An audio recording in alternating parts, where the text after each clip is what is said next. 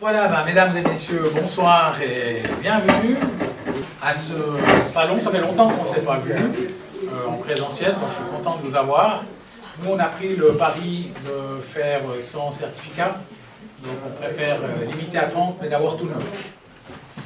Alors, bienvenue à ceux qui sont là, et je sais que c'est une période pas facile pour personne, et on est d'autant plus ravis de faire vraiment quelque chose par les temps qui courent.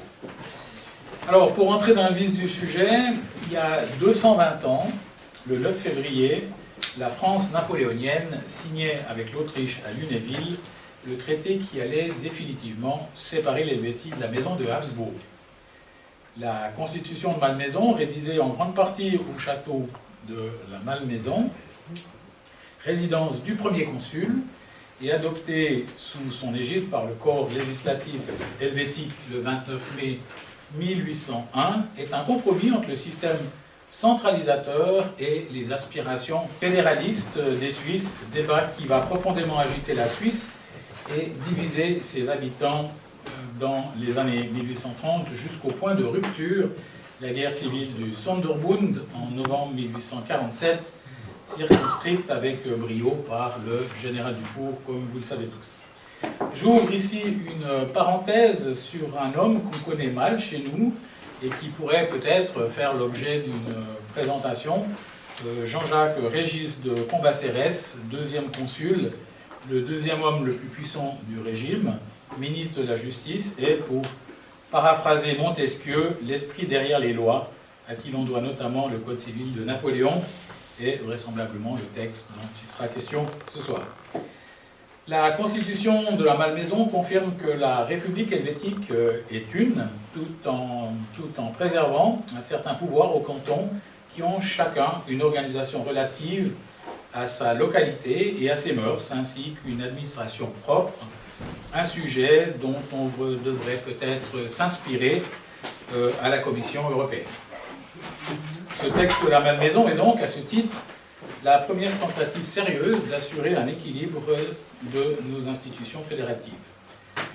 Même si elle n'a pas marqué les esprits et n'est jamais entrée vraiment en vigueur, même si la loi du 28 octobre 1801 en prévoyait son exécution, une loi dont je ne peux m'empêcher de vous lire le début, qui n'est pas sans rappeler les agitations actuelles en Suisse.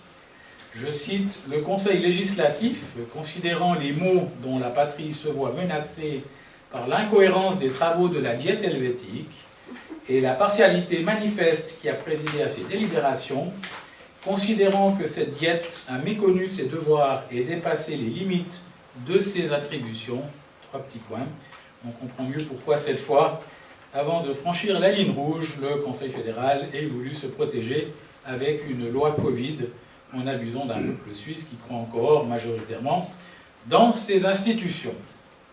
Le texte est soumis le 25 mai 1802 à la votation populaire pour la première fois dans le pays. Officiellement, le texte est approuvé par 16 cantons contre 5 et par 167 172 voix contre 92 423, tout en sachant que, comme d'habitude, les abstentions ont été décomptées comme approbation. Son importance est considérable car il servira de base à l'élaboration de l'acte de médiation introduit en 1803, objet du livre que nous dédicacera tout à l'heure Alain-Jacques Tornard, qui déjà s'excuse de devoir partir rapidement après sa présentation parce que dans la région sauvage où il vit, la Gruyère, il n'y a pas beaucoup de connexions. Un acte de médiation qui sera lui-même le modèle du projet de révision de 1832 et 1833, d'où sortira la constitution du 12 septembre 1848, date officielle de la naissance de la Suisse moderne, que d'aucuns s'emploient aujourd'hui insidieusement à instiller comme nouvelle fête nationale en remplacement du 1er août 1291, qualifié désormais de mythe. Pour développer ce thème ce soir, avec nous, l'historien fribourgeois Alain-Jacques Gruyérien, excusez-moi, Alain-Jacques Ksous Tornard, Ksous du nom polonais, venant des Bourbaki, un peu dans la période, d'après ce que tu nous avais dit la dernière fois. Docteur en histoire de la Sorbonne, grand spécialiste des questions franco-suisses, chargé de cours émérite à l'université de Fribourg, titulaire des palmes académiques, chevalier des arts et des lettres, chevalier de l'ordre du mérite, et surtout, pour nous, un inestimable membre de notre commission historique. Alain Jacques est omniprésent avec nous cette année, puisque nous avons débuté l'année le 21 janvier dernier en visioconférence avec la chute de la monarchie et le sacrifice de la garde suisse le 10 août 1792. Puis on l'a revu le 8 mai lors de la journée mondiale de la Croix-Rouge et du Croissant Rouge, où il nous a parlé de l'accueil des internés Bourbaki dans le canton de Fribourg en marge de la présentation de l'historien Philippe Binder sur les 150 ans de l'internement en Suisse de l'armée Bourbaki. Un anniversaire qui nous a contraints à retarder cette soirée, puisque la Malmaison, c'est aussi le mois de mai. Donc du coup, on a fait un choix de différer. Il nous avait fait encore l'amitié de partager le 28 août dernier la lecture théâtralisée de notre comédien fétiche, Jean Winiger, sur les confidences de Napoléon III à Dufour au soir de la débâcle de Sedan. Bon, justement, pourquoi traiter ce sujet ce soir? Eh bien, tout d'abord parce que cette date est à peu près à mi-chemin entre le 220e anniversaire de la Constitution de la Malmaison et le 12 janvier 2022, 10e anniversaire du décès de l'histérien Gérard Benz, membre émérite de notre commission historique, auteur en 1963 d'un travail de mémoire sur la constitution de la Malmaison, justement, récompensé du prix d'histoire Ador, à qui nous dédions ce soir cette soirée dorite. Gérard Benz est un de ces gens que vous rencontrez une fois, mais que vous avez l'étrange sensation d'avoir toujours connu. Et nous avions pour lui une tendresse particulière. Et pour ce clin d'œil que nous lui adressons ce soir, je suis ravi d'accueillir son épouse Dorite, que nous recevons toujours avec grand plaisir dans cette maison où il se sentait bien. J'en profite encore pour la remercier de nous avoir confié ce précieux tapuscrit de 74 pages dactylographiées qui patiemment attendait son heure pendant près d'un demi-siècle et qui nous a permis en 2012 d'éditer le livre que vous avez sur cette partie-là, qui est une importante contribution sur le sujet. D'ailleurs, dans l'introduction de ce livre, notre conférencier de ce soir écrivait, je cite, « Autant vous l'avouer tout de suite, c'est Gérard Benz qui m'a fait prendre conscience de l'importance de la constitution de la Malmaison pour l'Helvétie. Depuis un quart de siècle, son mémoire de licence, soutenu à l'Université de Genève en 1963, me sert de fil rouge tout au long de mes recherches sur le tournant du XIXe siècle. » Fin de citation. Dans son travail de mémoire, Gérard Benz concluait « Lorsque nous analysons cette constitution, nous sommes frappés de la ressemblance qui existe entre la Malmaison et le régime que la Suisse connaît aujourd'hui. Le gouvernement central était sagement proportionné aux besoins du pays et suffisamment fort pour se faire obéir et obéir.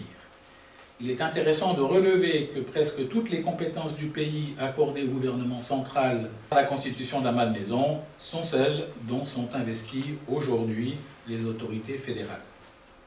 Il était intelligemment conçu, approprié à la Suisse et conscient de l'évolution de l'Helvétie nouvelle, tout en tenant compte de l'ancien ordre des choses qui, lui, avait des siècles de paix et de prospérité. En 2012, Alain Jacques concluait en ces termes « Finalement, le grand mérite de l'ouvrage de Gérard Benz était, sans parti pris, d'avoir montré la genèse de l'œuvre suisse de Napoléon Bonaparte, qui a donné à notre pays une assise politique et cantonale stable, en jetant les bases d'un État fédéraliste moderne. Presque 50 ans après sa rédaction, ce travail reste pionnier à plus d'un titre. » Alain Jacques, citoyen d'honneur de la ville impériale de Rueil-Malmaison, je te passe la parole.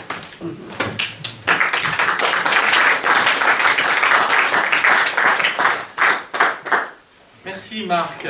C'est vrai que c'est un moment particulièrement émouvant. Ce qu'a dit Marc est tout à fait juste. C'est plus qu'un travail pionnier, ce qu'a fait Gérard Benz. Parce que si vous allez au Palais fédéral, vous verrez marqué 1803, parmi les grandes dates de l'histoire suisse. Mais pas du tout 1801, pas du tout 1798. C'est une période qui a été complètement évacuée de notre histoire. Moi, à partir de là, d'ailleurs, j'ai même bâti un concept pour l'histoire suisse, occulter si possible, exagérer si nécessaire. On s'est employé depuis toujours, depuis le régime radical, c'est assez étonnant, le régime radical qui est l'héritier de tout ce qui s'est fait entre 1798 et 1815, eh bien, a préféré se replonger dans l'histoire beaucoup plus ancienne pour se légitimer et a complètement occulté cette période. Et on s'est employé à toujours exagérer les aspects négatifs.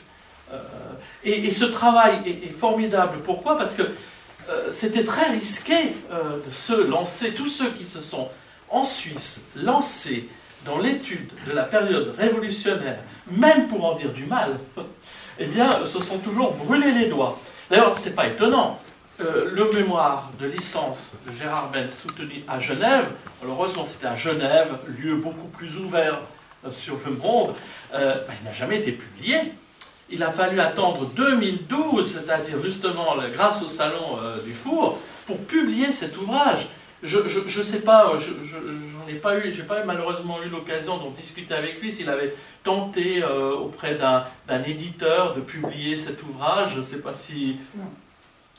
Il n'avait sans doute même pas essayé, parce que moi je vois pour le cas de Fribourg, Marius Michaud qui avait travaillé sur la République, sur la contre-révolution dans le canton de Fribourg, mon ami Georges André avec qui j'ai coécrit cet ouvrage-là, eh bien, tous n'ont jamais pu avoir une place à l'université à cause de ça, parce qu'ils avaient traité d'une période qui nous dérange terriblement, à tout point de vue. Et dans l'oubli, il y a l'autre grand oubli qui est justement le traité de Malmaison. Parce qu'il nous embête, il nous enquiquine à tous les niveaux. Parce que, comme l'avait si bien écrit Gérard Benz, si on l'avait appliqué, ce traité de Malmaison, on aurait fait gagner 50 ans à la Suisse. On aurait évité la Restauration, on aurait évité les guerres civiles, on aurait évité beaucoup de choses. Bien sûr que c'était trop fort pour l'époque, on ne pouvait pas accepter cela, mais c'est vraiment un gâchis de ne pas avoir appliqué cet acte de médiation. Vous voyez, le lapsus. Vous voyez, moi-même, je reporte tout sur l'acte de médiation de 1803, alors qu'en fait, c'est le traité de Malmaison. Si vous voyez mon lapsus, vous criez Malmaison, pas traité de médiation. Et donc, voilà pourquoi c'était tellement important de l'étudier et de faire quelque chose de cet ouvrage. Alors, maintenant, bien sûr, la République helvétique, ça nous rappelle, si vous avez fait un peu d'histoire à l'école, bon, généralement, on passe allègrement de 1798 à 1848, plutôt 1815, la Restauration, parce que la Restauration, ça fait quand même bien. D'ailleurs, à Genève, on aime bien. Voilà, généralement, on parle peu de la période française, mais c'est valable pour toute la Suisse. Hein. On passe à pieds joints des deux périodes sombres, périodes. Vous n'imaginez pas tous les termes qu'on a utilisés. Protectorat français, qui étaient frais. C'est vrai.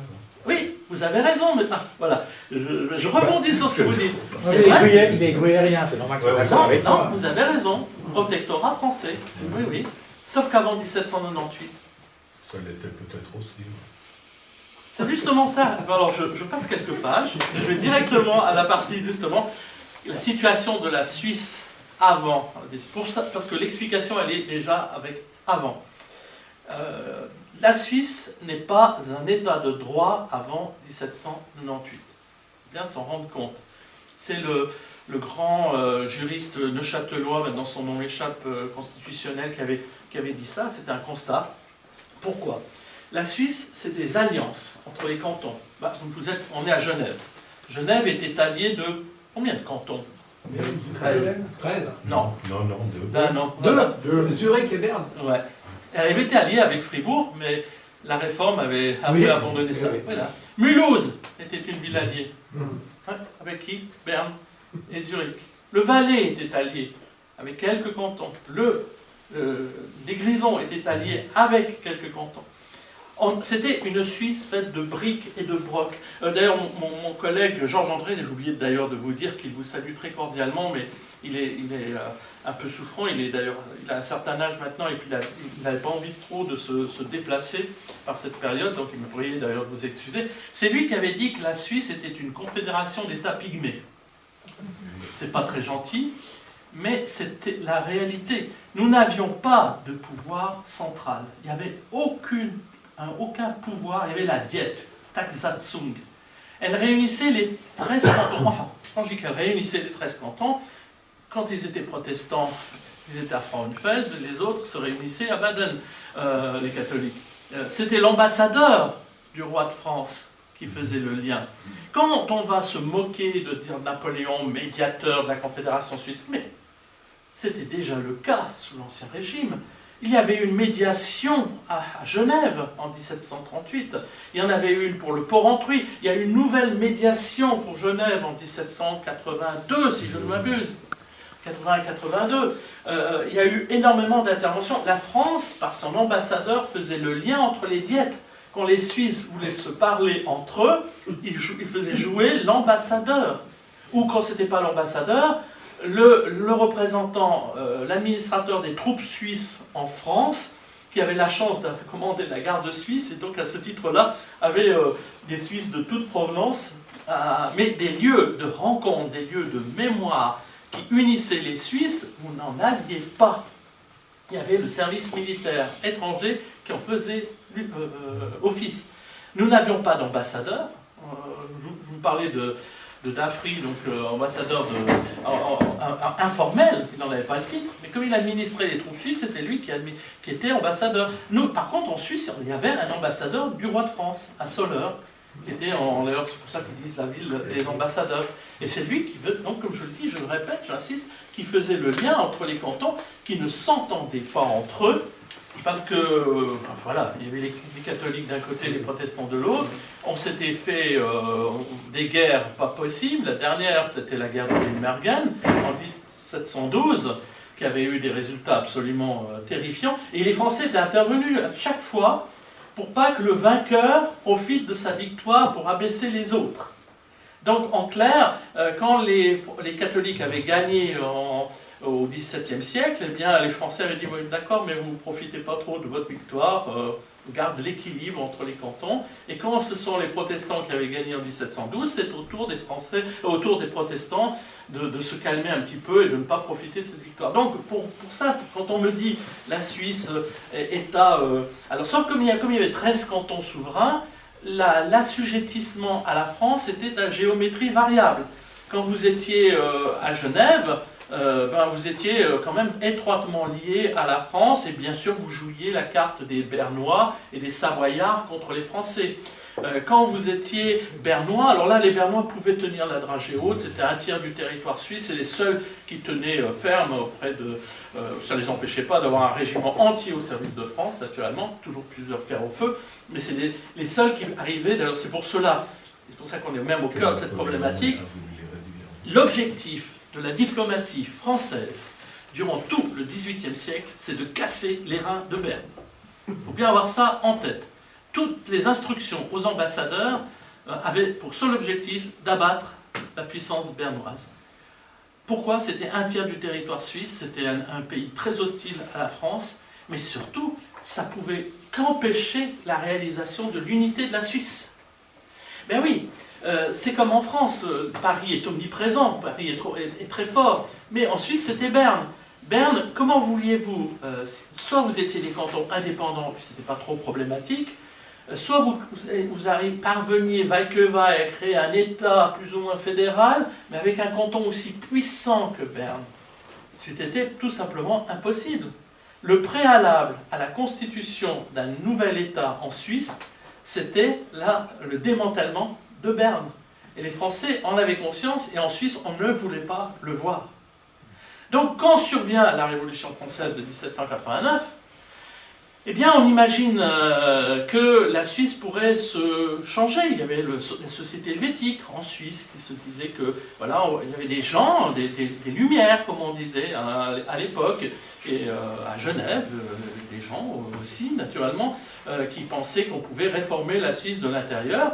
Mais ça ne pouvait pas se réaliser, parce qu'on ne pouvait pas abdiquer la moindre parcelle de notre indépendance cantonale au profit, alors on le voit même encore maintenant, c'est difficile, on l'a vu même avec le Covid, comme c'est difficile dès qu'on veut, alors pourtant avec une structure qui a plus de 150 ans, 175 ans, puisque on avait commémoré avec Madame Hurter le 150e anniversaire de l'État fédéral par un magnifique livre, je me souviens encore.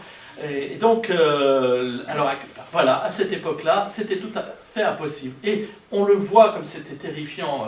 L'histoire ne le gère pas, nous ne l'avons pas géré sur le plan historique. Hein. Nous avons vu que les mauvais côtés, encore une fois. Moi, j'ai traité du 10 août. D'ailleurs, le bouquin que je publie, qui va être en librairie d'ici quelques jours, c'est le pendant de la première date de l'histoire suisse que nous avons étudiée dans cette collection de l'EPFL sur le 10 août 1792.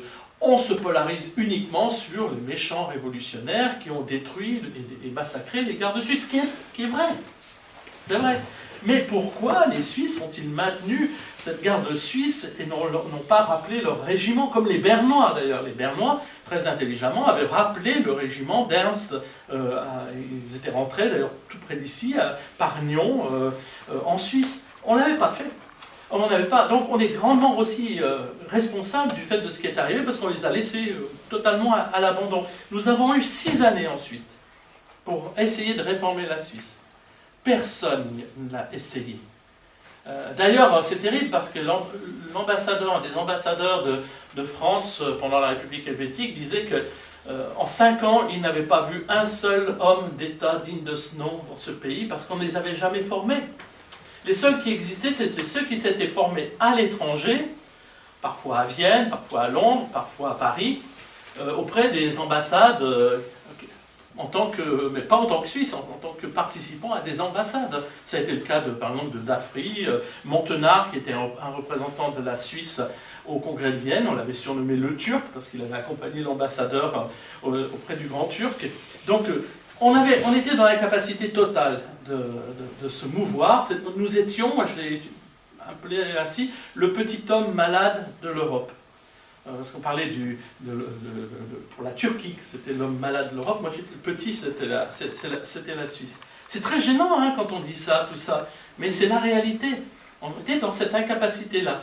Donc survient le Napoléon Bonaparte qui n'est pas encore au pouvoir et qui...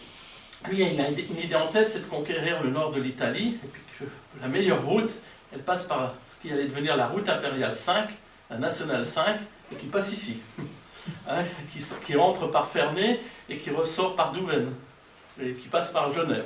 C'est ça la route impériale 5. Et il encourage le directoire à, comme on disait au temps de l'Union soviétique, normaliser la situation en Suisse. C'est-à-dire enfin intervenir. Mais les Français n'avaient pas de projet. C'est pour ça qu'on a ce problème avec ce traité après de Malmaison, tout ça, parce que sur le moment, les Français n'ont pas réellement de projet. La Suisse, ça les fascine, et ça les dérange, et ça leur fait peur, et en même temps, ils ont du mépris pour les structures. Mais pourquoi? Parce qu'ils voient bien que c'est une impasse comme régime, mais en même temps, c'est là que c'est le pays de Guillaume Tell, c'est le pays des libertés, c'est une république, et puis ça les fait rêver. Donc il y a des sentiments mitigés. Donc quand ils envahissent la Suisse, il n'y a pas véritablement de projet pour la Suisse. D'ailleurs, on voit naître des projets de division avec la création de plusieurs cantons, la Rhodanie, la Telgovie, il y a plusieurs projets en 1798. Et la constitution qui va être créée à ce moment-là, c'est pour ça que la Malmaison est si importante, c'est que les projets qui vont être... Le premier projet, c'est un projet concocté à la va-vite par la harpe, le fameux la harpe, Frédéric César, la harpe. Enfin, il avait oublié le 2 en parenthèse à ce moment-là, ça ne faisait pas bien. Et puis Peter Hawks, vous savez que la famille Hawks a même dû changer son nom sous la Restauration, parce que tellement le nom était honni pour avoir été celui qui avait créé la République helvétique. Une et indivisible, pardon. Oui, ben voilà, c'est ça, c'est à peu près ça l'image que l'on en a donnée. Mais en parenthèse, vous avez un petit peu tort quand même, parce que c'est vrai que c'est une constitution qui a été concoctée à Paris, mais par quand même Peter Hawkes. Et c'est là qu'il crée des choses tout à... Alors, parce qu'on dit que c'est un copier-coller de la constitution de l'an 3 en France. On crée un directoire, on crée une république une et indivisible, mais simplement que tous ceux qui ont dit ça n'ont pas regardé les deux constitutions. Mais il n'y a pas de préfet en France. Le préfet national qui est créé pour la République helvétique, c'est une invention helvétique. Et quand Napoléon Bonaparte va reprendre, quand il arrivera au pouvoir, et pas avant 1800, c'est-à-dire 2 ans plus tard, la notion de préfet, il l'emprunte à la constitution helvétique. Et donc, le copier-coller, il y a quand même des limites à ça. Mais le fait est, c'est qu'en Suisse, on ne conserve... Oui, vous n'êtes pas d'accord, monsieur? Non, si. N'hésitez pas, hein. On peut dialoguer. Alors, ce qui est étonnant, c'est qu'on l'a perdu aux archives fédérales. Il n'y a pas de constitution, la constitution, première constitution de la Suisse, parce qu'il n'y a pas de... C'est la première. Il n'y a jamais eu auparavant de constitution pour la Suisse. D'ailleurs, les cantons eux-mêmes n'avaient pas véritablement de constitution. On avait construit des États, cités-États, très centralisés, avec des lois qui n'étaient pas des lois... Personne sous l'Ancien Régime. Exactement, exactement. Bon, on n'était pas différents de ce côté-là. Non, non, bien entendu. Mais disons quand même, depuis, à ce moment-là, en 1798, ça fait bientôt 10 ans qu'il y a une constitution en France. Hein, donc, cette première constitution, premier drapeau d'ailleurs aussi, hein, de la République helvétique, c'est le premier drapeau suisse. Il n'y avait pas de drapeau suisse. On devra en concocter un sous la Restauration quand on va envahir la France en 1815, en juillet 1815, parce qu'on a envahi la France en juillet 1815. Je crois qu'on avait eu l'occasion d'en parler, la vengeance du 10 août. Et donc, qu'est-ce qu'on fait à ce moment-là? Donc on crée une république une et indivisible, avec un directoire, mais on crée quand même, parce que je me suis amusé à regarder ce qu'on avait fait, parce que généralement, bien sûr, alors vous allez me dire que c'est à mon tour d'occulter, mais c'est vrai que comme c'est quelque chose qu'on évoque sans arrêt, les Français donc occupent le territoire suisse, s'enfoncent dans le territoire suisse alors qu'ils n'avaient pas vraiment cette intention. Il y a des combats absolument abominables qui se déroulent en Suisse centrale, ils en ont gardé le souvenir. Tout cela, bien entendu, je ne l'occulte pas, c'est pas ça qui, à ce niveau-là, m'intéresse, c'est la création d'un véritable État. Alors, pour rien oublier, je vais vous lire. Hein. L'idée d'un grand conseil, qui est l'ancêtre du Conseil national, un Sénat, qui est l'ancêtre du Conseil des États, donc le système bicaméral actuel trouve son modèle dans l'helvétique. Il y a un directoire, d'ailleurs, qui est visiblement le prédécesseur tout simplement du Conseil fédéral de 1848. Hein. Le droit de référendum apparaît à ce moment-là. Aux 13 cantons de 1515, qui sont en effet rabaissés au rang de circonscription administrative, eh bien, on ajoute plusieurs cantons. D'ailleurs, c'est étonnant, quand on commémore le bicentenaire de l'acte de médiation, les Vaudois vous diront qu'ils sont entrés dans la Confédération en 1803, alors que c'est en 1798. Hein, vous voyez, ça fait partie de ces non-dits. Non, c'est avant, c'est même 1536, c'est quand Berne les a raflés au duc de Savoie. Oui, mais il n'existait pas comme État... comme État. Oui, non, je veux dire État constitué. Quand la République, le canton de Vaud se crée en 1798, c'est comme République lémanique, indépendante d'ailleurs, et qui intègre au mois d'avril 1798 à Arau la République helvétique une et indivisible. Alors, je vous rappelle aussi que c'est le moment où on crée des cantons égaux entre eux, parce que la hiérarchie dans les cantons, c'était du terrible. Hein. Le canton de Fribourg, parce qu'il était un peu francophone, il avait été rabaissé au dernier rang parce qu'il fallait laisser d'abord entrer les Suisses allemands avant eux. Donc, et je ne parle pas des États alliés et des anciennes États assujettis, comme le Tessin qui rentre à ce moment-là. L'égalité des langues, naturellement, provient de cette époque-là. On peut enfin parler le français, l'italien. C'était interdit de parler italien ou français à la diète. Hein. La diète, c'était interdit. Le seul qui pouvait parler français, c'était, le seul qui avait le droit de participer, l'ambassadeur de France. Oui, parce que lui participait à la diète. Donc vous voyez, donc le début donc, du processus de démocratisation de la vie politique, économique, sociale, religieuse et culturelle, là aussi la reconnaissance des religions à égalité, ça va se retrouver dans l'acte de le traité de Malmaison, c'est des pages magnifiques.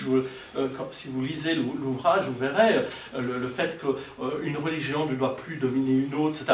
C'est un éloge de la laïcité à la Suisse, c'est formidable. Mais c'est fondamental parce qu'à partir de là, on pourra créer une église catholique à Berne, par exemple, où les protestants pourront s'établir à Fribourg. Donc c'est formidable ce qui se passe. Mais ça ne concerne pas Genève, quoique à Genève, du fait qu'ils vont venir le 15 avril, oui, justement, c'est ce que j'allais dire. Mais comme ils ne sont pas, ça ne concerne pas Genève en tant que canton suisse, puisque le 15 avril, je crois que c'est bien le 15, hein, je ne veux pas dire de bêtises à Genève, 15 avril 1798, ils intègrent la Grande Nation, comme d'ailleurs Mulhouse, qui est le seul État à envoyer, Genève ne l'a pas fait, ils ont envoyé leur démission de la Suisse. Ils démissionnent de la Suisse pour intégrer la France, donc, bien sûr plus ou moins volontairement. Et je pourrais là multiplier les exemples à ce niveau-là qui sont vraiment... voilà. Et comme je disais, c'est là que vraiment commence véritablement l'intervention française. Il y a une intervention militaire, il y a les Suisses qui ont concocté à Paris, en effet, une constitution à la va-vite, parce que c'est vrai qu'elle a été bâclée, cette constitution de 1798, elle n'est pas du tout conforme aux traditions locales, c'est le moins qu'on puisse dire, hein. Vous vous rendez compte, on passe d'une confédération d'États, enfin plutôt même d'une alliance d'États, on appelait ça même au XVIIIe siècle encore, dans les documents de sous Louis XIV, à la fin du règne de Louis XIV, les ligues des Hautes-Allemagne. Vous vous rendez compte? C'est ce qui est dit au traité de Westphalie. Tout à fait, tout à fait. Et puisque vous parlez du traité... C'est là la première existence de la Suisse, enfin des ligues des Hautes-Alpes. Tout à fait. C'est la séparation de l'Empire. Alors, vous faites là une remarque formidable, puisqu'elle est en rapport, je ne savais pas ce qu'allait mettre Marc à l'image. Vous vous souvenez du premier document qu'il nous a montré? C'est le traité de Lunéville, 1801. Je suis sûr que personne, moi-même, je ne le savais pas, c'est Gérard Benz qui me l'a révélé dans son livre, parce que personne n'avait fait la remarque avant lui, je crois. C'est que le traité de Lunéville, comme le traité de Westphalie, s'emploie à émanciper la Suisse du Saint-Empire romain germanique. Je vous parlais que l'un des objectifs, c'était d'abattre la puissance bernoise. L'autre, plus grand objectif des Français, c'était d'éloigner la maison d'Autriche de la Suisse, à tout prix. Alors ça s'est déjà fait avec, bien sûr, en 1499, après la guerre de Souabe, il y a déjà une ébauche, mais la Suisse est toujours dans le Saint-Empire romain germanique. Hein. Ça se fera, vous avez raison, au traité de Westphalie. Alors dans l'histoire suisse, on nous raconte que le bon bourgmestre Wettstein a négocié voilà, je suis heureux, monsieur Dufont est dubitatif, et je l'approuve entièrement. Ce serait très amusant d'ailleurs comme ça s'est passé. C'est les Français qui ont été les vainqueurs de la guerre de 30 ans avec les Suédois, ils ne sont pas tout seuls, mais disons, voilà, c'est eux qui, il y a deux traités d'ailleurs, Osnabrück et Münster, donc celui qui nous intéresse c'est le second. Les Français imposent la reconnaissance de la Suisse enfin plutôt, l'émancipation presque pleine, presque, hein, en latin il y a la nuance et nuance, parce qu'il fallait sauver les apparences, pas humilier l'empereur, donc l'empereur du Saint-Empire. Donc on fait même une petite formule en latin, mais c'est les Français qui vont s'arranger ensuite pour que ça soit réellement comme ça, c'est-à-dire que les traités, vous savez ce que c'est, on les applique de manière souple, c'est comme les votations en Suisse, quand on n'est pas d'accord avec ces votations, on les applique de manière très légère, ou sinon à fond, ben là c'était à peu près la même chose.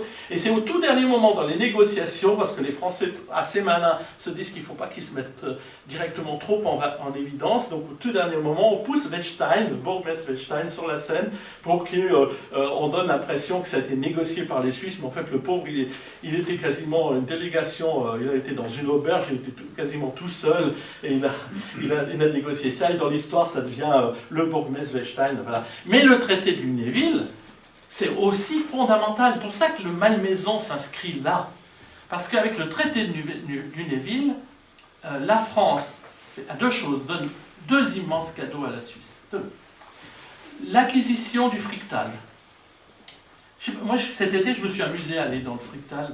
Je ne sais pas si vous connaissez, Laufenburg, Rheinfelden. C'est aux portes de Bâle.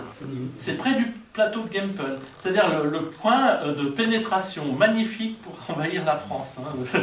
Si on veut par Belfort, après, si vous continuez. Donc, c'est l'Autriche antérieure. On l'appelait comme ça. D'ailleurs, si vous allez là-bas, vous verrez bien les symboles de la maison d'Autriche. Alors, on est tout près de l'endroit où la famille de Habsbourg avait effectivement son château. Une menace énorme pour la Suisse, pour Bâle. Hein. On parle toujours du fort de Huningue pour les Suisses qui étaient sous le coup du fort de Huningue qui pouvait bombarder la Suisse. Non, c'est là que c'est le plus important. Cette acquisition que les Français font à ce moment-là, qui est confirmée, parce qu'ils avaient déjà fait plus ou moins cette acquisition auparavant, mais c'est confirmé, officialisé, tamponné par les Autrichiens, et ils vont donner ces territoires-là à la Suisse. D'ailleurs, en parenthèse, quand on rappelle toujours que les Suisses ont pris des territoires aux Suisses, au canton suisse, je rappelle que les territoires qui ont été annexés dans votre bonne ville de Genève ne faisaient pas partie des 13 cantons. C'était des territoires alliés et aucun territoire, mis à part la vallée des Dappes, qui ne sera d'ailleurs confirmée qu'en 1863, avec un échange de territoire, hein, c'est le seul endroit des 13 cantons qui avait été touché et intégré à la France, pour vous dire. Mais c'est surtout la reconnaissance, enfin, par l'Autriche, de l'existence de la Suisse. Le diable se cache toujours dans les détails. C'est à nouveau au dernier moment où les Français disent mais pendant qu'on y est, on va reconnaître ensemble la République batave et puis la République helvétique. Et puis les Autrichiens disent oui, tiens, c'est une bonne idée. Et ils reconnaissent l'existence de la République helvétique. Et par la même occasion, les Français doivent promettre qu'ils ne vont pas s'immiscer dans les affaires intérieures de la Suisse. Et c'est là que c'est important pour nous, pour comprendre le traité de Malmaison, parce qu'ils vont devoir drôlement sauver les apparences aussi, hein, quand ils vont vraiment s'immiscer dans les affaires de la Suisse. Donc il ne faudra pas que ça soit trop voyant, trop direct, et en même temps ça va un petit peu obliger les Français à laisser les Suisses s'exprimer également. Et donc c'est pour ça que cette date du 9 février 1801, c'est la condition sine qua non pour créer une véritable constitution pour la Suisse. Ça, il faut bien s'en rendre compte. Alors, comment cela se déroule-t-il? Il faut quand même vous rendre... Je ne vais pas vous faire l'histoire de la République helvétique, parce qu'il nous faudrait des heures et des heures. C'est terrifiant, cette République helvétique. Dès le départ, elle est rejetée par beaucoup de gens. Forcément, c'est une... Qui c'est qui a utilisé le mot collabo là? Voilà. Voilà. Oui, non, mais bien entendu. Mais c'est une caricature qui a été largement diffusée. Tous ceux qui ont travaillé. Pour le pauvre Larpe, heureusement qu'il a joué ce rôle qu'il a joué en 1814, parce que sinon, il aurait, en 1815 aussi, sinon il aurait eu le même sort que Peter Hawks, c'est-à-dire l'occultation totale. Et donc tous les gens qui ont travaillé pour l'helvétique ont été honnis et donc oubliés. C'est formidable ce que vous aviez fait pour l'ouvrage. Vous avez eu la bonne idée, je ne sais plus qui avait écrit ça, de mettre les grands personnages de cette période. Hein. C'est dans les Renger, les Bigot, les Begos, les Stapfer. Alors, Stapfer est un peu plus connu, c'est la seule fois dans l'histoire où nous avons eu réellement un ministre des Arts et de la Culture, c'est en 1798, et c'est lui qui était notre ambassadeur de la République helvétique à Paris. Et on est vraiment dans une impasse. Hein. La République helvétique suit les coups d'État qui se déroulent en France, en clair. Hein. C'est-à-dire que d'abord elle devient très rapidement un champ de bataille. C'est pas pour rien que vous avez les Autrichiens en Suisse. Alors, tout le monde parle de l'occupation des Français en Suisse, et généralement on oublie un petit peu que quand même une grande partie du territoire helvétique a été aussi occupée par les Autrichiens et les Russes, qui n'étaient pas des enfants de cœur. Vous voyez ce que je veux dire. Et donc, je veux dire, les pillages, tout ça, c'était pas non plus seulement le fait des Français. D'ailleurs, on a mis souvent, moi je le vois pour le cas fribourgeois, sur les Français, des pillages qui n'avaient pas été faits par eux, mais par d'autres, en se retirant. Enfin bref, on ne va pas épiloguer là-dessus, mais en 1799, la Suisse est un lieu de bataille. Les Français prennent très vite peur parce qu'ils ont fait une énorme bêtise. Ils ont mis fin à la neutralité de la Suisse qui protégeait la France sur une frontière extrêmement exposée. Et donc, très très rapidement, le directoire prend conscience que là, ils ont fait la grosse bêtise. Voilà. Une énorme bêtise, parce que par exemple, après la bataille de Zurich, s'il n'y avait pas eu Masséna pour vaincre la bataille de Zurich en septembre 1799, eh bien la France, justement, par ce fameux plateau de Gempen, aurait été envahie, et là on aurait pu mettre fin à l'aventure révolutionnaire avant même l'arrivée de Napoléon Bonaparte au pouvoir, qui, je rappelle, n'est arrivé au pouvoir effectivement que le 19, pas 18 d'ailleurs, 19 Brumaire, c'est-à-dire au mois de novembre 1799. Et là, dès qu'il arrive au pouvoir, bon, un coup d'État s'ensuit au mois de janvier en Suisse, la harpe excite, le Hoc, ça fait déjà un moment qu'il avait sauté, on crée une commission exécutive, c'est là aussi, quelque part, c'est le Conseil fédéral en gestation, avec des pouvoirs très étendus. En parenthèse, les pouvoirs des cantons, on dit que ce sont des simples entités administratives, mais chaque canton était quand même doté d'une chambre administrative. Ce qui veut dire quand même que c'était plus l'indépendance d'avant, mais c'est quand même pas totalement l'équivalent des départements français. Les Français n'avaient pas de chambre administrative pour gouverner leur département, si je ne m'abuse. Et là, les Français se rendent compte qu'il faut absolument stabiliser la situation en Suisse.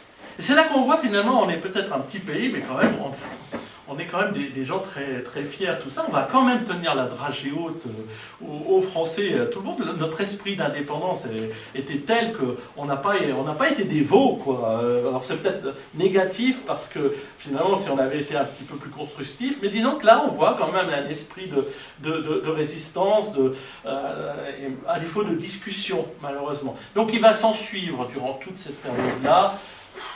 5 coups d'État, 3 constitutions, et quelque chose assez terrible. On n'arrive pas du tout à stabiliser la situation en Suisse.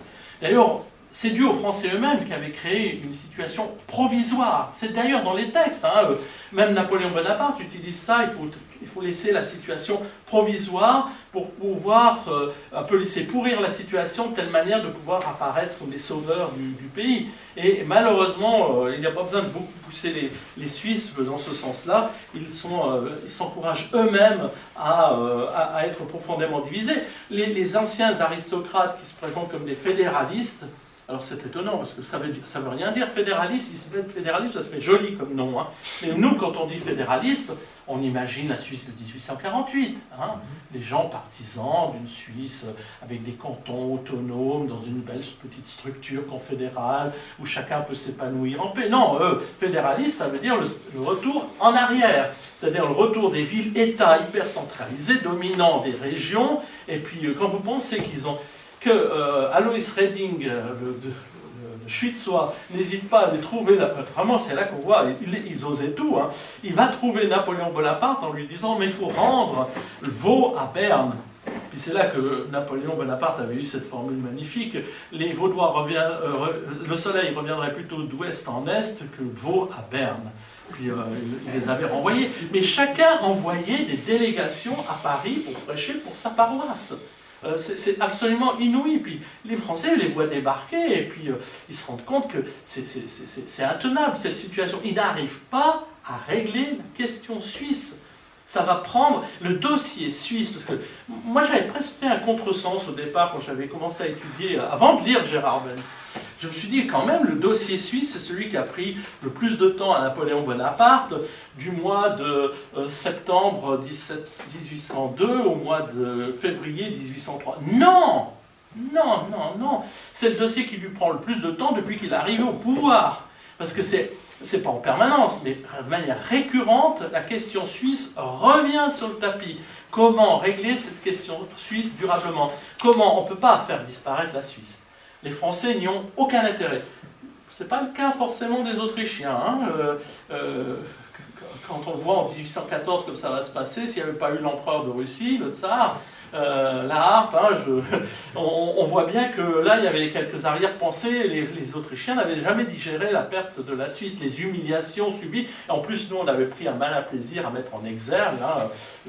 Nous avons tous étudié à l'école Morgarten, Zampar, toutes ces Rotorturm, tous ces grands lieux où chaque fois on avait massacré les Autrichiens.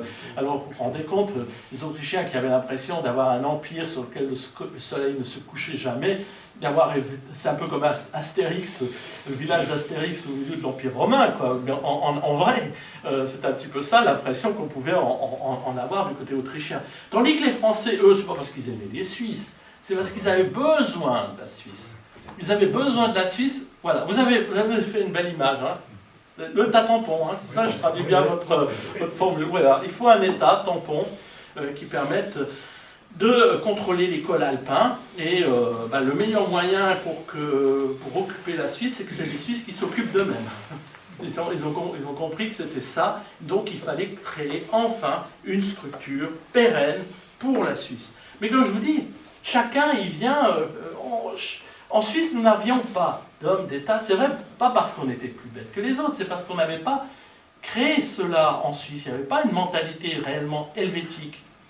Mis à part la société helvétique qui était quelques personnes seulement, des lettrés, tout ça, chacun ne prêchait que pour son canton. Et quand je dis son canton, c'est souvent sa ville, son ancienne ville-État. Les Bernois n'avaient d'intérêt que pour les Bernois et puis leurs satellites. Valais était Neuchâtel aussi, c'était des satellites de Berne. Hein. Il faut appeler ça comme on parlait des satellites tout à l'heure. Il y avait même des satellites à l'intérieur du territoire suisse.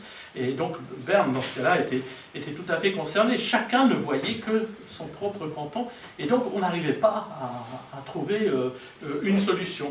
Mais tout à coup, justement, il y a une configuration qui est intéressante, parce que du côté français, eh bien, on a des gens très motivés. Napoléon Bonaparte, premier consul en premier. On a Talleyrand, ministre des Relations extérieures. On dit Relations extérieures, pas les affaires étrangères. Quand la droite est au pouvoir en France, c'est affaires étrangères. Je ne sais pas si vous avez remarqué, quand c'est la gauche qui est au pouvoir, c'est Relations extérieures. Et donc le ministre des Relations extérieures, Talleyrand, sent bien, lui, il avait le sens de l'histoire, hein, c'est phénoménal ce personnage. Il avait une distance nécessaire pour voir qu'il faut régler la question suisse d'une manière ou d'une autre. Alors il y a tout l'appareillage français, diplomatique, tous les spécialistes qui se mettent en œuvre. Moi j'ai cru que c'était seulement pour la médiation. Non, c'est au moment de la malmaison que ça se met en place. Tu as mis, c'est qui a fait les notices? C'est toi ou bien? Voilà, elles sont magnifiques. Il y avait Autrive, par exemple, qui était le chef du cabinet aux relations extérieures, qui va s'intéresser de près. Et les Suisses, alors tu parlais de Cambacérès, hein, bien entendu, rien que du beau monde, hein, parce que Napoléon se dit, mais il faut quand même qu'on trouve du monde. Puis il y a Stapfer, alors là encore, normalement on devrait, je sais pas, il devrait y avoir des universités au nom de Stapfer, tellement c'est un personnage important pour la Suisse. Et lui, il discute sans arrêt, il dit vraiment il faut trouver une solution. Et alors il fait venir Renger qui est Albrecht Renger, je suis sûr que ce nom ne vous dit rien. C'est un Bernois qui est né en 1764, qui mourra en 1835, qui était d'ailleurs, il voulait un gouvernement fondé sur l'éducation et le talent. Donc ça, ouais. Mais c'est beau, c'est des utopies, mais c'est magnifique. Hein. Et on avait par exemple Maurice Glaire, qui est un Vaudois. Donc vous voyez, c'est des gens venant de provenances différentes, qui sont des grands esprits, et qui arrivent à Paris fin octobre 1800. Et vous remarquerez que le traité de Malmaison, il date du 29 mai 1801. Donc là, vous vous rendez compte, on est à octobre, ça va mettre 8 mois à peu près. pour arriver à un résultat. Donc Stapfer, Maurice Gleyre, Renger, le ministre des Affaires étrangères suisse, Louis Begos, lui aussi un Vaudois. Vous vous rendez compte, pour qu'il y ait des Vaudois au pouvoir, on ne l'aurait jamais imaginé avant 1798, hein, un État sujet. Et là, vous aviez des gens de toute provenance qui pouvaient accéder au pouvoir du moment qu'ils en avaient les compétences. Tout ce petit monde se retrouve à Paris, et on essaye, encore une fois, vaille que vaille, de trouver un compromis. Parce que souvent on présente ça comme si c'était... D'ailleurs toi-même tu as dit, Cambacérès voilà, a écrit ça. Non, les Français ont mis au propre, mais pas au figuré. Ils ont mis au propre mais quelque chose qui a quand même été concocté à Paris aussi par des Suisses. Mais le problème, c'est que c'est des Suisses qui étaient tous quasiment de la même opinion. Il y avait des unitaires, ce qu'on appelait les unitaires, c'est-à-dire des partisans de la République dure, quoi, du régime, et ce qu'on appelait les républicains. Les républicains, c'était un petit peu entre les deux, c'était des modérés, des républicains modérés qui voulaient justement trouver un compromis. Et ça sera ça la grande force du traité de Malmaison, c'était d'être un compromis. C'est la première fois, quasiment en Suisse, où on va véritablement aboutir à un compromis. Et Raymond Verninac de Saint-Maur, qui parle, dans ce projet, les principes de l'unité et du fédéralisme sont conciliés, je cite, de manière à opérer une transaction heureuse entre des prétentions et des systèmes qui ont fait naître en Helvétie deux partis, dont la force et l'opposition sont telles qu'il serait aussi dangereux qu'injuste de faire triompher complètement un des deux partis sur l'autre, d'autant mieux que dans ces deux partis, les idées absolues et exclusives n'appartiennent qu'à des hommes extrêmes dans leur opinion et exagérés dans leur ambition ou dans leurs principes. Donc la position française tient dans une double constatation. Le fédéralisme ne convient plus au temps présent, entendons-nous le fédéralisme tel qu'on entendait sous l'Ancien Régime, naturellement, et l'unité absolue ne conviendra jamais à la Suisse. Le fédéralisme absolu est le système des oligarques que la Révolution a détrôné, mais n'a pu ni éclairer, ni ramener à des vues de modération et de justice. L'unité absolue est le système des démagogues qui ne considèrent les révolutions que comme une occasion de mettre en pratique des théories abstraites qu'ils appellent le gouvernement de la liberté, et ces théories que comme un moyen de s'élever au pouvoir. Le gouvernement de la République ne se doit ni au regret des uns, ni aux visions des autres. Ce n'est pour l'ambition d'aucun de ces deux partis qu'il a stipulé l'indépendance de la Suisse dans le traité de Lunéville. Voilà, c'est dit, voilà les conditions cadres. Et on va aboutir, en effet, à quelque chose, un compromis. Alors je vous renvoie à l'ouvrage, il faudrait vraiment que vous le lisiez, parce que des extraits de ce projet, l'universalité des citoyens et le souverain. Le terme de souverain, vous savez, on le dit souvent maintenant, hein, le souverain a décidé. Ben, c'est là qu'il est inscrit, dans le traité de Malmaison. Les deux bases du bien public sont la sûreté et les lumières. Les lumières sont préférables à l'opulence. C'est joli ça. Alors, puis là, un des passages qui est vraiment très beau, la liberté de conscience est illimitée. C'est impossible à l'époque de penser ça en Suisse, dans les pays germaniques. La liberté de conscience, c'est en France qu'on disait ça. Et encore, en France, on a plutôt persécuté les religions. Tandis que là, même les détracteurs de cette période n'ont trouvé aucun exemple de persécution religieuse. On n'a jamais persécuté quiconque en Suisse pendant la République helvétique, pendant la Révolution helvétique. Hein. Je vous mets au défi de trouver un exemple. Elle n'est restreinte que par la liberté d'autrui et des vues légalement constatées d'un avantage général nécessaire. La loi réprime tous les genres de licences, elle encourage à faire le bien. Donc là, tous les cultes sont permis s'ils ne troublent point l'ordre public et n'affectent aucune domination ou prééminence. La police les surveille et a le droit de s'enquérir des dogmes et des devoirs qu'ils enseignent. Les rapports d'une secte avec une autre autorité étrangère ne doivent influer ni sur les affaires publiques, ni sur la prospérité et les lumières du peuple. La liberté de la presse dérive du droit d'acquérir de l'instruction. Il n'y a plus aucune hérédité de pouvoir, de rang et d'honneur. Vous signalez que c'est quelque chose auquel nous tenons beaucoup, cela. On n'aime pas beaucoup les têtes qui dépassent, ou les héritiers, etc. Donc voilà encore quelque chose. Et le goût du compromis, du consensus, on le voit naître à ce moment-là. Et donc, ce qui fait que c'est la première véritable constitution helvétique. Je vous dis, celle de 1798, elle a été un peu faite de briques. On ne sait même pas laquelle c'est la réelle, parce que si vous allez aux archives fédérales, vous avez plein de projets, il y a des textes qui se baladent partout, je crois que même eux, ils ne savaient pas à quel sein se vouer. Donc c'est tandis que celle de 98, on l'appelait la Constitution de Paris. On dit que là, c'est vraiment, ça doit être Malmaison, ça devient la première constitution réellement suisse. Et Karl Hilty disait qu'on peut ramener toutes les tentatives d'assurer l'équilibre de nos institutions fédératives à deux types de constitutions du temps de cette époque, à savoir celle dite de la Malmaison de 1801, et ensuite, bien sûr, le traité d'acte de médiation. Et c'est là qu'on institue d'ailleurs définitivement Berne. Et Berne est quand même, on se rend compte, on est quand même assez lucide pour dire qu'il fallait casser les reins de Berne, mais on dit que Berne va devenir la capitale de la Suisse. C'est pas une contradiction, c'est parce qu'on voit que c'est la ville qui offre les plus belles structures. J'ai fait une émission pour la télévision romande sur Aarau, qui a été à un moment donné capitale de la Suisse, mais quand vous allez à Aarau, vous voyez bien qu'on n'était pas en capacité d'en faire une véritable capitale. Il y a une organisation centrale pour l'exercice de la souveraineté nationale, une organisation cantonale. Donc on fait une diète et un sénat, comme je vous dis, c'est exactement ce qu'on a à l'heure actuelle, et on crée un sénat qui est composé de 2 landamman, 23 conseillers, et puis là aussi on répartit de manière équitable parmi les cantons. Alors vous allez me dire c'était magnifique, mais en effet c'est une constitution qui est magnifique sur le papier.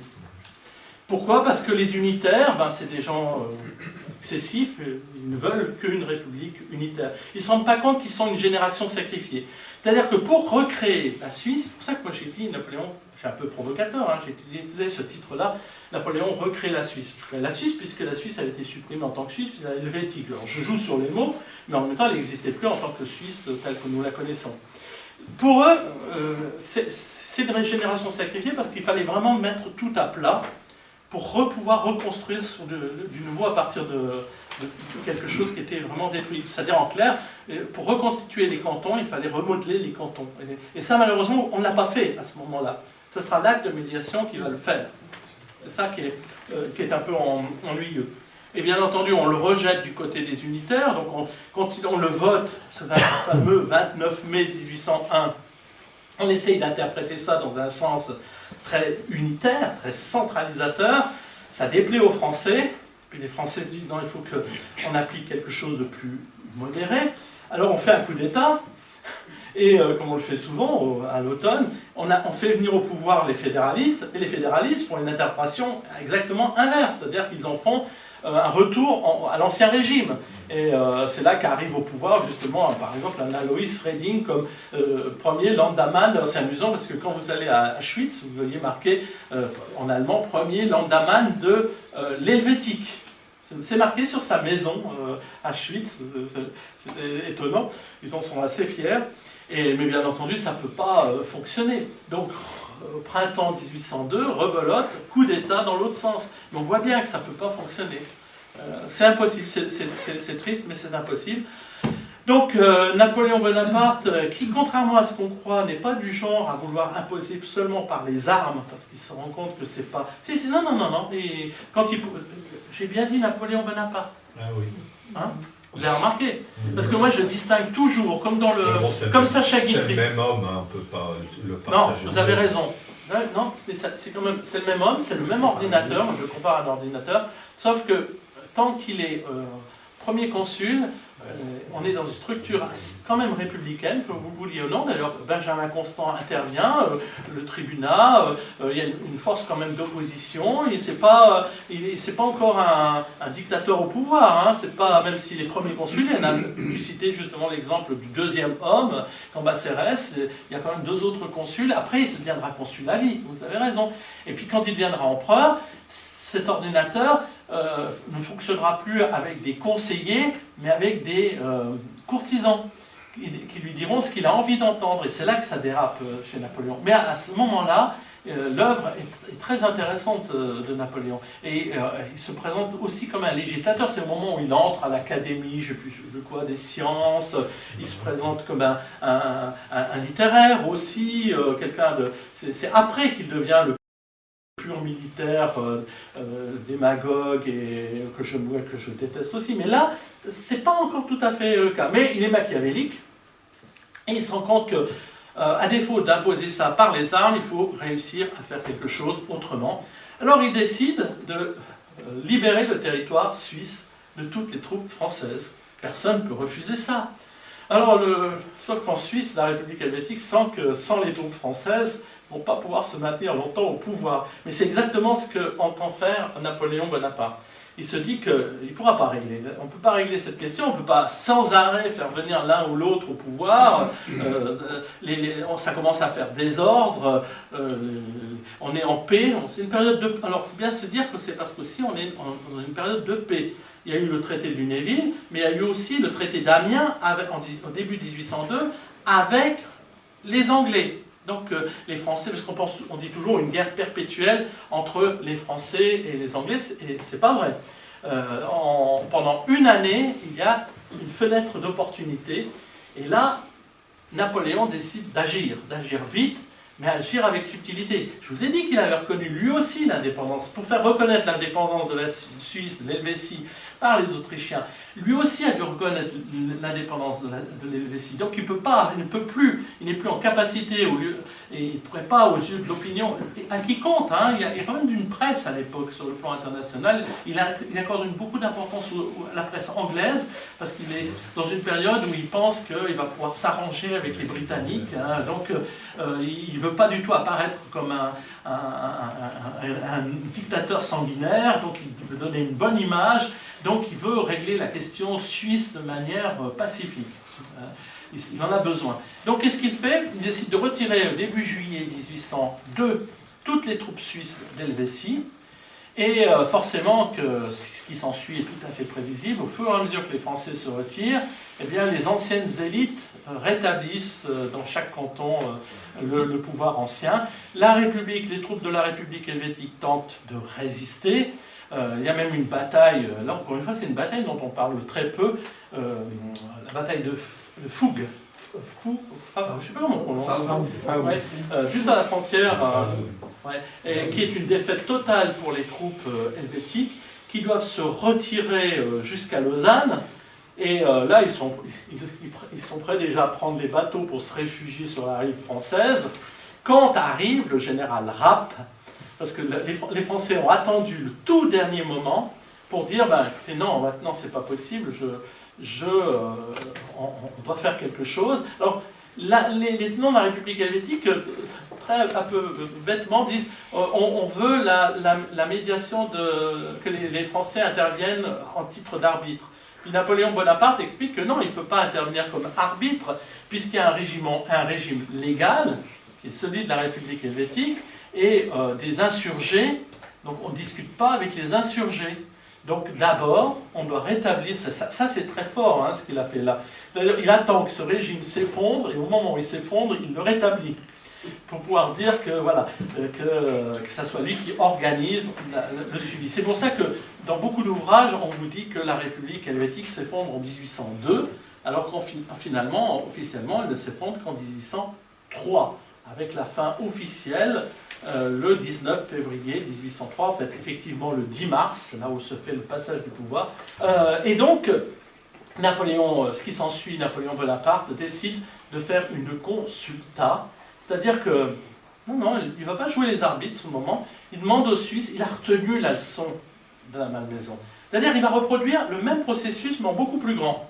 C'est-à-dire que ce n'est pas 2-3 personnes comme ça, bien plaire, qui vont à Paris, c'est on va élire chaque canton, donc on a rétabli la République helvétique, chaque canton va élire des députés à Paris, et puis les personnes de bonne volonté pourront y aller. Ce qui veut dire qu'au lieu de 4 ou 5 personnes comme pour la traité de Malmaison, il y en aura 80, peut-être 90.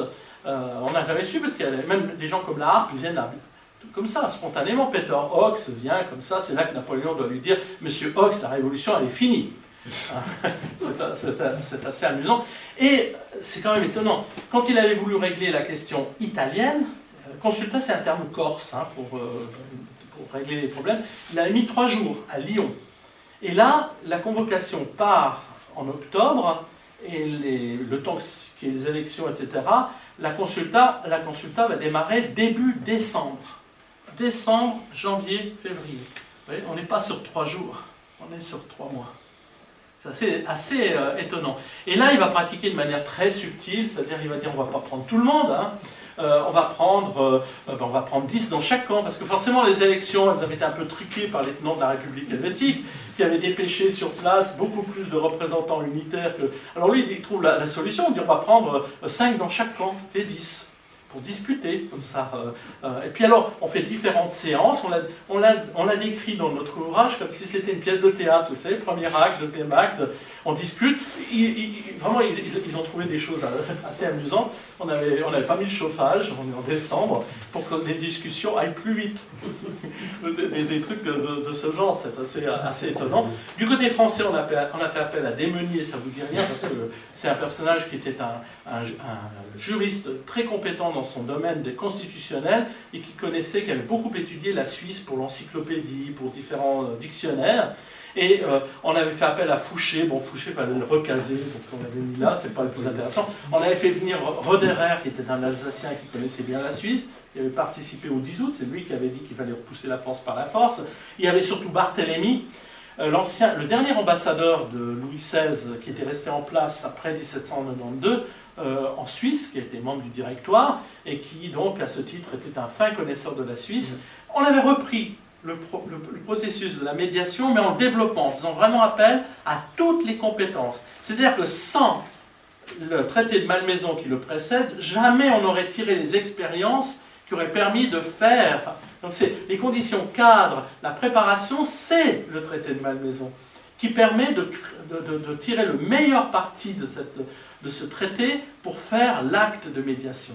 Et quand vous lisez l'acte de médiation, c'est vrai que c'est une régression par rapport au traité de Malmaison. On rétablit, on crée un État central qui est vraiment croupion, on maintient quand même le Landaman, on rétablit l'indépendance, d'ailleurs on pourra même rétablir la torture si on veut dans le pays. C'était le cas à Fribourg en 1805, pour vous dire, quand on parle de petite restauration, c'est vrai, c'est pas mais on sauve l'essentiel. Et l'essentiel, c'est les conditions cadres qui vont créer la Suisse contemporaine, c'est-à-dire l'égalité des cantons entre eux. Napoléon a pris soin de faire découper les cantons de telle manière à ce qu'ils soient équilibrés. Le canton de Turgovie pour séparer Berne et Zurich face aux Autrichiens, donc il fallait qu'il y ait une position importante. Argovie, la même chose. On avait créé le canton de Saint-Gall avec des portions un peu de briques et de broc. On avait maintenu le canton d'Appenzell au beau milieu, c'est pour ça que... Parce qu'on avait respecté les territoires anciens des cantons, c'est pour ça que même les enclaves sauleroises en territoire français, quand vous allez vous balader du côté de Flux, après de Bâle, vous êtes dans le canton de Soleure, mais ils étaient complètement encerclés par le territoire français, puisque la France allait jusqu'à Vienne, mais on n'avait pas touché à ces territoires-là, parce que c'était des territoires ancestralement suisses. Donc on avait maintenu, bien sûr, l'égalité des langues, en l'institutionnalisant officiellement, on pouvait parler la langue que l'on voulait à la diète. On a imputé les grisons. Pardon? On a imputé les grisons. Vous entendez quoi par là? La vallée.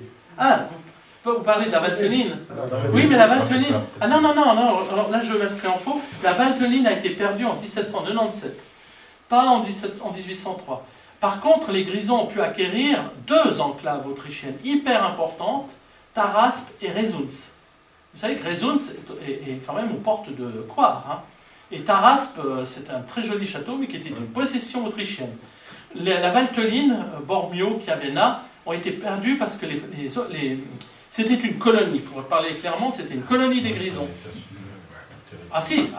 Oui, ah, si. Et alors à l'époque, excusez-moi, c'est votre conférence, mais le Valais, le Haut-Valais avait colonisé le Bas-Valais. Oui. On peut pas dire... Mais c'est pas un jugement de valeur, je vous dis là. Je vous dis simplement que... Non, bien entendu. Mais là où il y a un problème, c'est que Napoléon Bonaparte, en fin 1797, qui commandait l'armée d'Italie, avait proposé aux Grisons d'accueillir la Valteline comme 4e ligue. Il y a 3 ligues, hein, les Grisons. Et comme ils ne voulaient pas, ils avaient émis le désir de faire partie de la République cisalpine. Hein, c'est comme ça que ça s'est passé. Mais c'est en 1797 que ça s'est passé. À l'époque, d'ailleurs, je vous rappelle que le Grison n'était pas un canton, c'était un allié des Suisses. Il ne deviendra une entité administrative de la République helvétique qu'en 1799. Et il ne sera intégré comme canton qu'en 1803, où il va, comme je le répète, faire des acquisitions très importantes de ces deux enclaves qui ont l'air de rien, mais qui étaient des véritables épées de Damoclès qui pesaient sur les Grisons, et des possibilités de faire pression sur les Grisons de la part des Autrichiens. Par contre, je vous rappelle quand même qu'en 1814, ils n'ont pas pris la peine d'aller réoccuper ce territoire-là. Les Grisons n'ont pas réoccupé la Valteline en 1814. Et ils ont laissé les Autrichiens mettre la main sur ce territoire-là. Je vous signale que ce n'est pas la France qui a annexé la Valteline, c'est l'Autriche. L'Autriche a annexé la Valteline en 1814 ou 15, maintenant je ne sais plus la date précise, occupation en 1814, annexion en 1815. Et donc la perte définitive est imputable aux Grisons eux-mêmes et à l'Autriche. Mais par contre, ce que vous dites est très intéressant parce que, encore une fois, on ne reproche jamais aux Autrichiens d'avoir mis la main sur la Valteline, mais on reproche aux Français de l'avoir fait perdre aux Grisons. C'est assez... Remarquez quand même qu'il y a deux poids, deux mesures. Hein. On va créer cet acte de médiation, mais cet acte de médiation de 1803 ne serait rien s'il n'y avait pas eu le traité de Malmaison.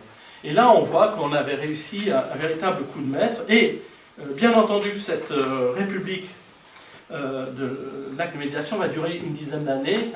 La Suisse en paix, finalement, même si elle a payé un lourd tribut sur le plan humain. Hein, tout le monde connaît mes vaudois de Napoléon, je l'ai beaucoup utilisé. Napoléon, au passage, avait défini ce qu'était le fédéralisme suisse, parce que c'est ça le problème. Hein. C'est pour ça qu'on en veut beaucoup aux Français, parce que les gens qui se targuent d'être des fédéralistes de nos jours, c'est en effet, je ne me trompe pas, c'est des gens qui sont l'adepte d'une grande autonomie des cantons dans un cadre confédéral. Et ça, c'est la définition qu'en donne Napoléon. Quand il dit aux fédéralistes en 1803, je vais vous rendre le pouvoir, mais au préalable, je vais vous donner la définition du fédéralisme. Et ce n'est pas le fédéralisme, je dis, tel qu'ils l'entendaient eux, c'est-à-dire la domination d'État, ville-État sur des campagnes, comme vous dites, là, par exemple pour le cas du Valais, des Hauts-Valaisans sur les Bas-Valaisans, c'était pas ça le fédéralisme, hein. C'était l'égalité des cantons entre eux, l'autonomie des cantons, en effet, le droit de se gérer comme on le voulait, mais pas d'avoir des États sujets, voire des colonies, le mot est sans doute un peu fort, mais c'est quand même le Tessin. Et le Tessin était une colonie de 12 cantons, qu'on le veuille ou non, puisqu'il était administré chaque année par un bailli différent, un gouverneur différent, issu d'un des 12 cantons, pas le 13e, c'était assez mesquin. Pourquoi? Parce que le traité datait de 1512, et à ce moment-là, le dernier canton entré, qui était à Appenzell, si je ne m'abuse, était rentré l'année suivante, donc il n'avait pas participé au partage. Et donc voilà, donc en 1847, quand on a cette fameuse guerre civile, et en 1848, vous savez le temps qu'on a mis pour refaire la constitution de 2000, puisqu'on a eu une constitution, des mois, chaque canton, vous avez vu, dans chaque canton on a voulu refaire sa constitution. Là on met 3 semaines. Pourquoi? Sans le dire, on va reprendre l'acte de... Justement, on va reprendre l'acte de médiation, on va ressortir c'est d'ailleurs, vous l'avez publié dans l'ouvrage, hein, le traité de Malmaison, on va reprendre ça, on fera ce qu'on appellerait aujourd'hui des copier-coller, et on aboutit à la Constitution de 1848, tout simplement, avec cette formule-là. Voilà ce que je voulais, je vois que le temps file, voilà ce que je voulais vous dire, qu'on est donc dans un mouvement fondateur, et que c'est là, justement, quand je pense comment on a occulté cette période-là, et jusqu'à nos jours finalement, parce que même maintenant, on voit bien, d'ailleurs, légitime, je suis très heureux que les gens interviennent dans les conférences, hein. Mais on voit bien qu'on a des réticences à évoquer cette période de manière positive parce que ça nous gêne. Forcément, cette constitution de Malmaison, elle a été faite à la Malmaison. La constitution de Paris, elle a été faite à Paris. Les grandes dates de l'histoire suisse se déroulent aussi.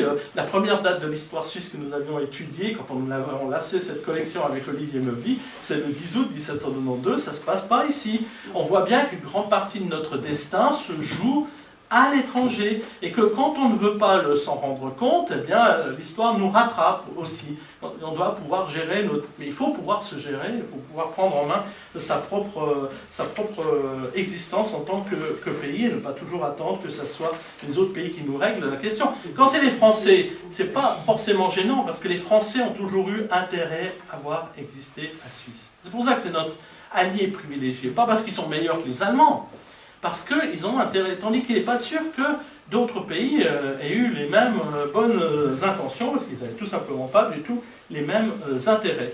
Donc voilà, et comme je le disais au départ, on le voit d'ailleurs a posteriori, quand on voit comment on a géré en 1814 le congrès de Vienne.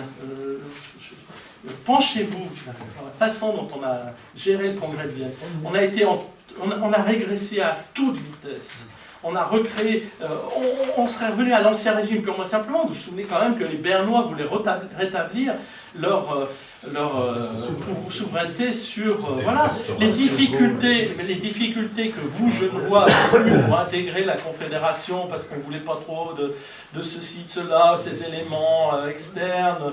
Il a fallu le retour de Napoléon en 1815 pour qu'on se dise quand même qu'il fallait rattacher la route suisse complètement à la Suisse, vers soi, voilà, exactement, parce que c'était pas prévu en 1814. Parce que, entre autres, Talleyrand. Oui, alors Talleyrand, c'est pour. Il avait invoqué. C'est le faux cul de première, celui-là.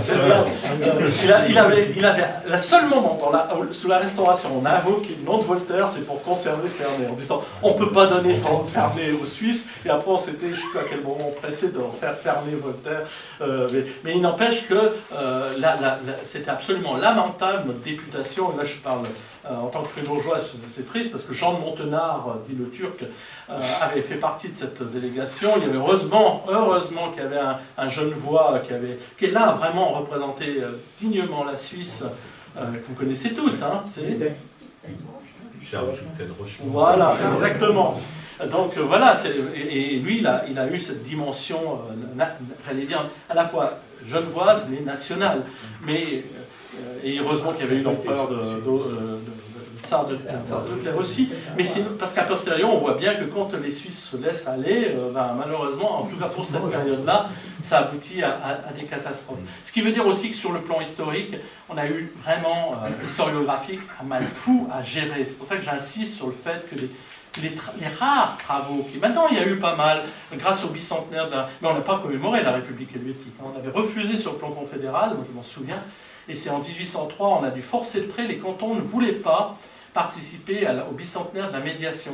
Et moi j'ai travaillé directement de dossier avec Pascal Couchepin, on peut en parler maintenant parce qu'il y a prescription, et puis il dit mais ils ne vont jamais accepter les anciens cantons de venir à Paris. Les nouveaux, oui, les 6 qui étaient impliqués. Alors moi j'avais eu cette idée, je me suis dit prenez Fribourg, puisque c'est par Fribourg, en 1803, on avait recommencé la Suisse, Fribourg symbolisant tous les autres cantons.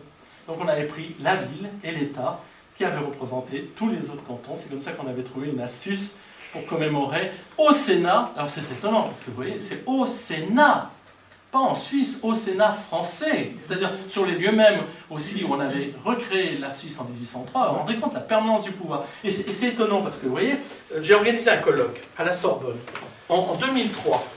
Ce colloque, jamais j'ai pu l'organiser en Suisse. On ne voulait pas qu'il soit organisé en Suisse. Le colloque sur l'acte de médiation. Et nous l'avons organisé à Paris. C'est amusant parce que la consulta a lieu à Paris et 200 ans plus tard, on n'a pas été en capacité de le faire chez nous.